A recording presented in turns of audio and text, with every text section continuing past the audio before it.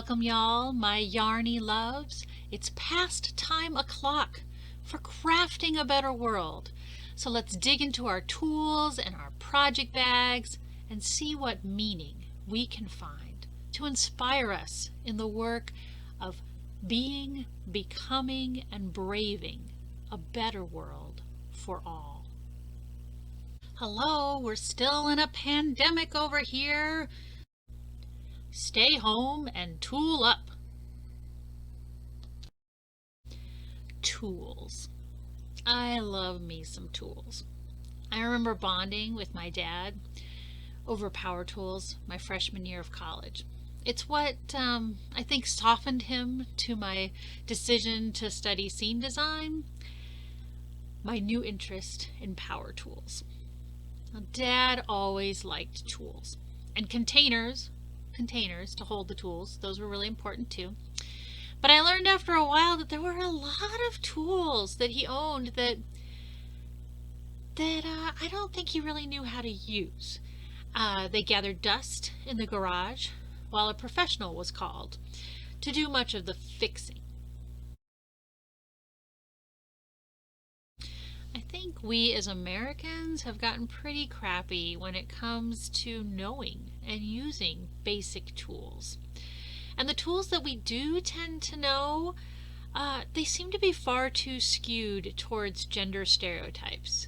And even when we're aware of those stereotypes, we can feel stress about knowing or not knowing certain skills based on our gender identity. But I think everyone should know the difference between a Phillips and a flathead screwdriver.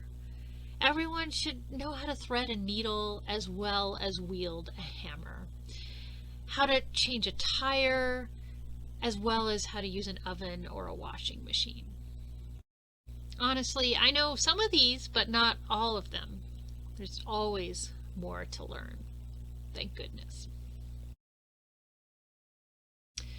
Regrettably, we often don't remember that we have tools, and we actually literally purchase duplicate tools while perfectly good ones lie unused in a drawer somewhere. And personally, we sometimes have tools to deal with things that we forget to use. For example, maybe we learned breathing exercises for calming in a yoga class. But when we're actually in a stressful situation, we forget to breathe or to help someone else take the time to have calming breaths. It's good to know your tools and how to use them. It's also good to know how to be creative with what's available to you, because sometimes you'll get an avalanche of dropping stitches and you don't have the right tool to pick them up, but you've got to do something. I mean, grab a safety pin, a chopstick, a pencil, whatever is handy to put into that live stitch and stop the bleeding, stop it from falling. You know, we have to be willing to go MacGyver. I know that's a dated reference, but you know, that guy who would always figure out how to do something with what was available. Get creative. If you don't have the special whatnot to do the thingy, find something that you do have and adapt it. We may have to look at a tool or a room or some other resource in a new way. Now, interestingly enough, in knitting, one of the most useful tools to grab is one that isn't a tool for knitting at all, a crochet hook. It's the best tool for pulling up a stitch or flipping a stitch to the right configuration.